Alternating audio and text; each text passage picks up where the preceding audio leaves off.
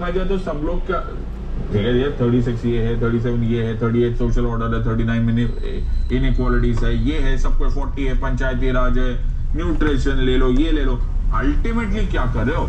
Ultimately you are doing welfare. इसीलिए welfare word को keystone बोला गया। ओके, दैट एक्चुअली मेरे को तुम कुछ भी बोलो, मैं इस साइड से नाक पटूं चाहे उस साइड से नाक पटूं, मेरा प्लान सिर्फ ये है कि that I have to give you welfare state. So this is given in Article 38. अब उसके बाद आया Article 38 सब क्लॉज 2 और यहाँ पे बड़ा इंटरेस्टिंग कंपोनेंट आ गया।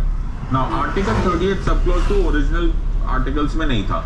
It was brought about by the 44th Amendment of 1978 जब मोरारजी देसाई साहब ने ये आर्टिकल ऐड किया। तो इसमें आया state shall in particular strive to minimize the inequalities in income and endeavour to eliminate inequalities in status, facilities and opportunities not only amongst individuals but also amongst groups of people residing in different areas or engaged in different vocations. अब तुम बोलोगे sir क्या लिख रहे हो, ये सब तो बेकार की बातें हैं, यू नो क्या है मिनिमाइज इनइक्वालिटी, समझ पढ़ लो बेटा। कॉन्स्टिट्यूशन पढ़ने के लिए ना आंखें चाहिए होते हैं, you know different set of eyes, right.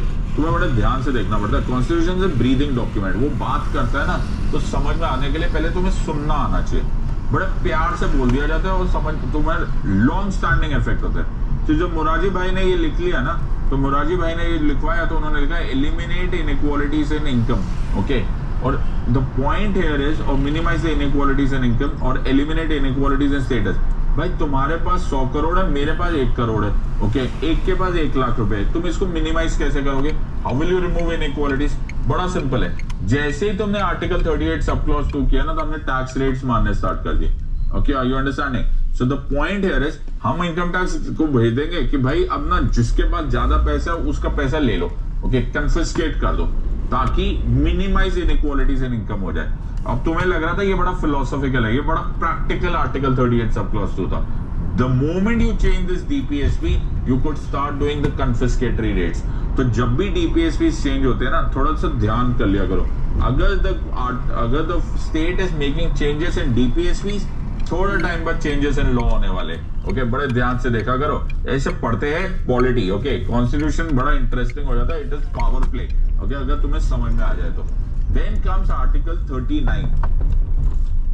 Okay, article 39 deals with certain principles of policy to be followed by the state. और ये बहुत लंबा है तो मैंने इसको ऐसे सोचा कि पूरा का पूरा ही करवा देता हूँ।